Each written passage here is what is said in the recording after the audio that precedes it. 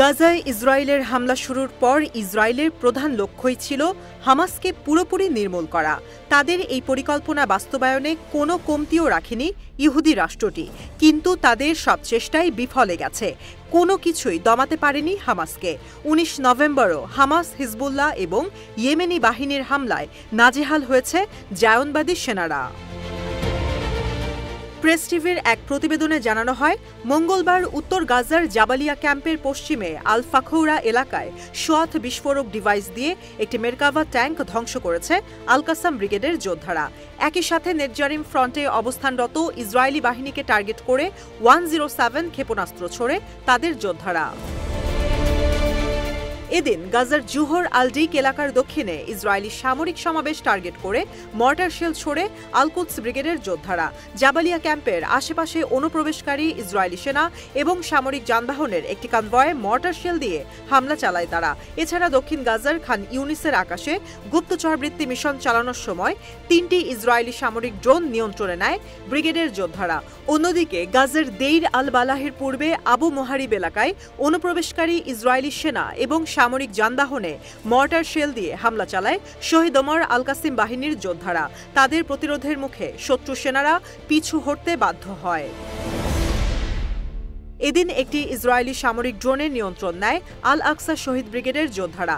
একই সাথে সেই ড্রোনটি ব্যবহার করে পশ্চিম তীরের দখলকৃত তুবাসের তামাউন শহরে পাল্টা গোয়েন্দা মিশন চালায় তারা।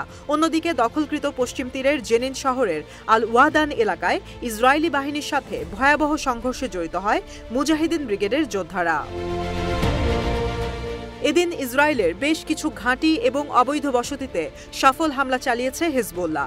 একযোগে হামলার শিকার হয় জাতুন, সাসা, গোরেন, মাআলত তারশিহা, মানারা, কাফারব্লুম, মালিকিয়া আভিভিম, বারাম বসতি। এসব বসতিতে ঝাঁকে ঝাঁকে রকেট ছোড়ে তাদের যোদ্ধারা।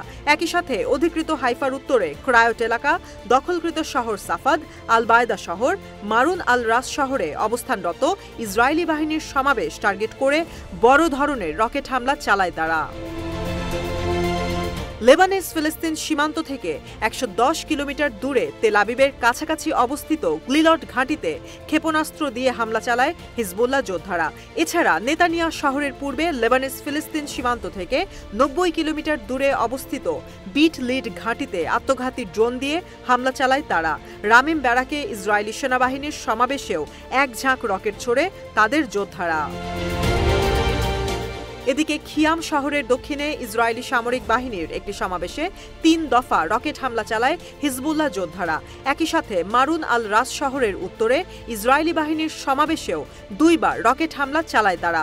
এছাড়া কার্মেল বসতিতে প্যারাট্রুপার্স ব্রিগেডের একটি প্রশিক্ষণ ঘাঁটিতে বড় ধরনের রকেট হামলা চালায় তাদের যোদ্ধারা।